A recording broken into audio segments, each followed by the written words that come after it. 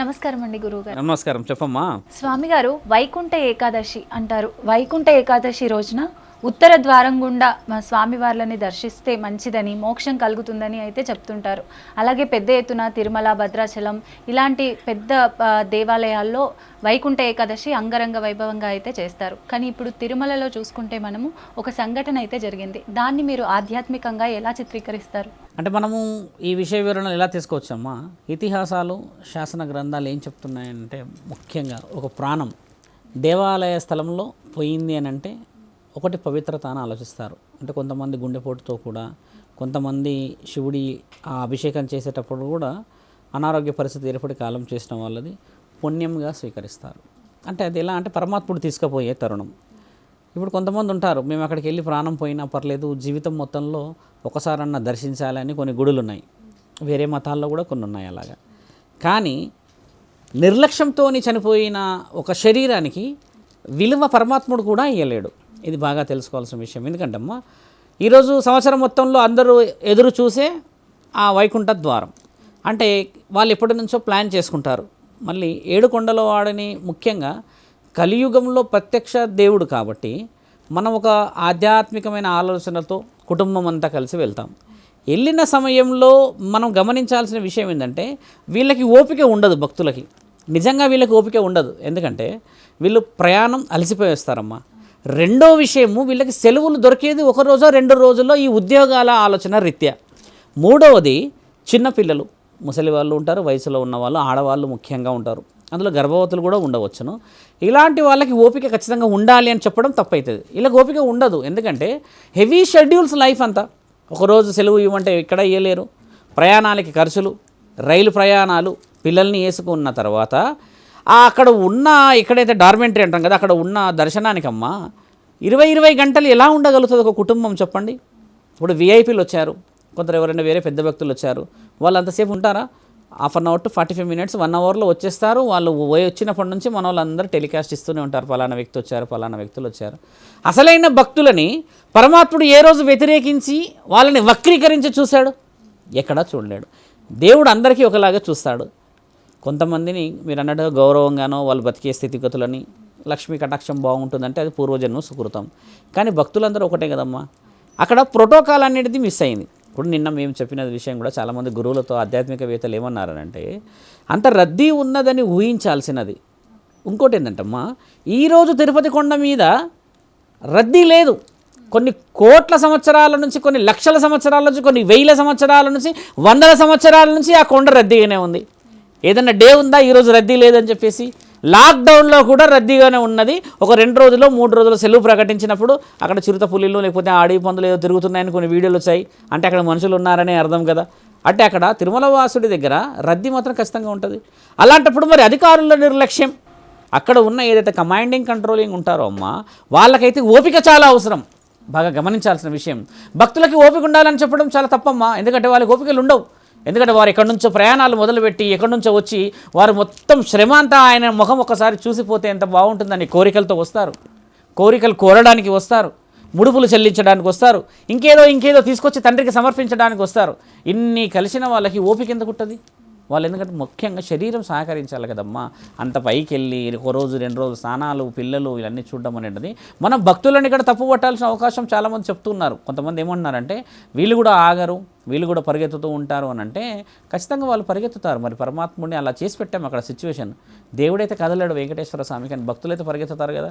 అలాంటప్పుడు ఒక 2 గంటల ముందు, 3 గంటల ముందు ఈ సమయానికి మేము ఈ విధంగా ప్రోటోకాల్ ఇస్తున్నాము, ఈ సమయానికి మీరు అలర్ట్గా ఉండండి అని చెప్పాల్సింది వదిలిపెట్టి వచ్చి హఠాత్తుగా దానికి సంబంధించిన నిర్ణయాలు తీసి ఆ పెద్దగా ఉన్న డోర్లే కానీ అక్కడ ఉన్న గేట్స్ కానీ తీసేయడం చేత భక్తులందరికీ ఇబ్బందే కదమ్మా.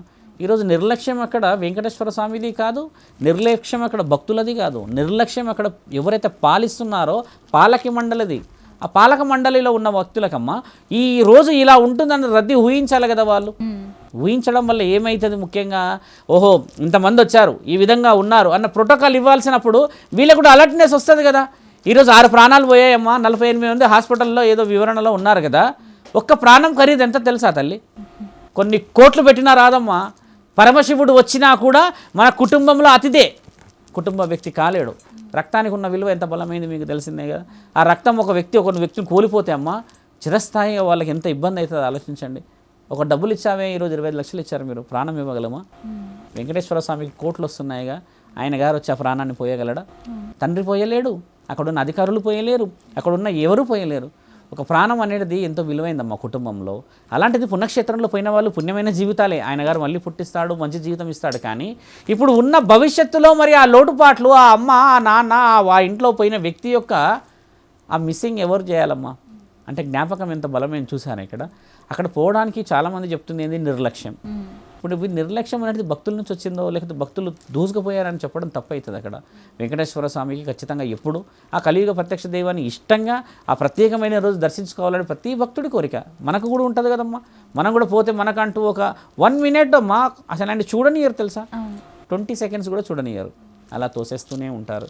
అలా అంతటి 20 సెకండ్ల విషయం చూడడానికే 25 రోజులు 30 రోజుల ముందు ప్లాన్ చేస్తారు వీళ్ళంతా. అలాంటిది అక్కడ తీసుకెళ్ళి నిర్లక్ష్యంగా ప్రాణాలు వెళ్ళిపోయిన తర్వాత ఇది ప్రకటించాము, అది ప్రకటించాము అని ఈరోజు బాధ వ్యక్తపరుస్తున్నారు కొందరు వ్యక్తులు. ఆయన గారు హీరోలు ఇప్పుడు ఉన్నారు కదా అక్కడ, ముఖ్యమంత్రి వీళ్ళందరూ వచ్చారు, వాళ్ళు కూడా ఇమ్మీడియట్లీ రియాక్ట్ అయ్యారు, ఏం జరుగుతుంది, ఎలా చేయాలని చెప్పేసి. కానీ ఎంత రియాక్ట్ అయినమ్మా, ముందస్తు జాగ్రత్త లేని ప్రణాళికలు ఎప్పటికీ మనకు సత్ఫలితాలు ఇవ్వవు. ఇక్కడ జరిగింది నిర్లక్ష్యమే అని చెప్పి చాలామంది అంటున్నారు, చాలామంది చెప్పారు, అది రుజువు అయింది కూడా. ఒకసారి ఆ ప్రోటోకాల్ని వెనక్కి తీసి చూసుకుంటే భక్తుల రద్దీ నీకు అన్ని సీసీ కెమెరాల్లో కనబడుతుంది కదా. మరి ఆ ఊహ లేదా అమ్మ అక్కడ? ఆ ఊహించలేని స్థితిగతుల్లో అక్కడ మనుషులు ఉన్నారంటే అలాంటి వ్యక్తులను ఎందుకు మనం ఆలోచించాల్సిన అవసరం ఉంది చెప్పండి. కాబట్టి ఏంటంటే ఇది నిర్లక్ష్యం భగవంతుడిది కాదు, నిర్లక్ష్యం భక్తులది కాదు. భగవంతుని భక్తులని ఆపలేం. ఎక్కడైతే రిక్ష తొక్కుకుంటూ 500 రూపాయలు పొద్దంతా చూసిన కూలివాడు కూడా వెంకటేశ్వర స్వామికి వచ్చి ఆ 200, 300 కూడా ఇష్టంగానే వేస్తాడు. తండ్రి స్వీకరించేది అది. అంటే అందరినీ రప్పించుకోవడం ఆయన యొక్క కలియుగంలో ప్రత్యక్ష దైవం. ఇప్పుడు ఏ గుడిలో కూడా ఏ దేవుడు మాట్లాడాడో అని చెప్పేసినా కూడా అమ్మ కలియుగ ప్రత్యక్ష దైవం ఎందుకంటారమ్మా, ఇప్పుడున్న ఈ జనరేషన్ కలియుగంలో చాలామందికి తెలియాల్సింది ఏంటంటే వెంకటేశ్వర స్వామి హెడ్ ఆఫ్ ది డిపార్ట్మెంట్ ఇప్పుడు కలియుగానికి. అన్ని యుగాల్లో అందరూ ఉన్నారు కదా, అలా ఇప్పుడు ఈ యుగంలో ఆయననే హెడ్. కలికి భగవాన్ అవతారం ఎత్తేది కూడా వెంకటేశ్వర స్వామి అవతారమే కదా, అంటే విష్ణు అవతారమే కదా. కాబట్టి మానవులకి ఏంటంటే అదొక కోరిక. ఎన్ని కోరికలు నెరవేరితే, ఎన్ని కుటుంబాలు బాగుపడితే ఈరోజు 7 కొండలకు అంత విలువ వచ్చిండొచ్చు అన్నమాట. కాబట్టి మనం గమనించాల్సింది ఏంటంటే ఓపిక భక్తులకు ఉండాలి. వీళ్ళు అంతా హడావిడిగా రాకూడదు, హఠాసంగా రాకూడదు అని చెప్పడం తప్పది. ఎందుకంటే వాళ్ళ ఓపికలు ఉండవు. వాళ్ళు ఎంతో ఇష్టంగా వస్తారు అక్కడికి, ఎంతో ప్రేమతో వస్తారు, బాధ్యతతో వస్తారు కదా. మన ప్రభుత్వాలు వీళ్ళందరూ కూడా చర్యలు తీసుకుంటున్నారని విన్నాము. ఒక సాధు లక్షణంగా మేము చెప్పేది ఏంటంటే భక్తి ఎక్కడైనా భక్తి అమ్మ. వెంకటేశ్వర స్వామి మన వీధుల్లో లేడా? కాకపోతే ఏంటంటే స్థలానికి పవిత్రత ఉంది కాబట్టే ఈరోజు 7 కొండలు అయినాయి అక్కడ. అలాంటి 7 కొండలు మిగతా వేరే రాష్ట్రాల్లో దేశాల్లో లేవా? 8-9 కొండలు కూడా ఉన్నాయి ఇక్కడ, ఎన్నో ఉన్నాయి. కాకపోతే ఏంటంటే వెంకటేశ్వర స్వామిని దర్శించుకోవాలి, 7 కొండల మీద దర్శించుకోవాలనేది చాలా పవిత్రమైనది. కాబట్టి ధర్మాన్ని కాపాడాలి అని చెప్పి అందరూ ప్రయత్నం చేయాలి. దాంట్లో సామాన్యమైన వాళ్ళకి మరియు ఉన్నతంగా ఉన్న వాళ్ళకి వీవీఐపీలకు కూడా విలువ ఒక రకంగానే ఇచ్చిన రోజు. అందరి క్యూ లైన్లు ప్రశాంతంగా పోవాలి. అప్పుడే ఈ ప్రాణాలకు సంబంధించింది. ప్రాణం చాలా ఖరీదైందమ్మా. రీప్లేస్మెంట్ ఉందా? దానికి లేదు కదా. కాబట్టి రీప్లేస్మెంట్ ఉన్న ఏ వజ్రానికైనా ఏ వైడూర్యానికైనా మనం వెల కట్టవచ్చు. కానీ ఒకసారి ఊపిరి పరమాత్ముడి చరణాల దగ్గరికి వెళితే దానికి రీప్లేస్ చేయలేం. ఈరోజు బాధ ముఖ్యమైనది అది ఒక్కటే అక్కడ. ఇప్పుడు దెబ్బలు తగిన వాళ్ళందరూ బయటకు వస్తారు, ఏదో చేస్తారు. కానీ పోయిన వాళ్ళ పరిస్థితి మొన్న కూడా ఏం జరిగింది చూసాం కదా, అదేదో సినిమా గురించి అని చెప్పి. ఆ బిడ్డ పరిస్థితి ఏంది, ఆ కుటుంబం పరిస్థితి ఏంది, ఇంకేంది పరిస్థితి. ఈ పరిస్థితి రాకూడదని మనందరం కోరుకోవాలి. ఇలాంటి వైకుంఠ ఏకాదశి కానీ ఇంకేదైనా బ్రహ్మోత్సవాల్లో ఇప్పుడు ఆ పాలక మండలి వాళ్ళు కొంచెం జాగ్రత్తగా నియమ నిబంధనలు ఒక నెల ముందే షెడ్యూల్స్ ఖరారు చేసేసేయాలమ్మా. చేసేస్తే ఏమైందంటే అందరూ కొంచెం జాగ్రత్తగా పోతారు కదా. ఇది అక్కడ జరిగిన అత్యంత వృత్తాంతం తల్లి.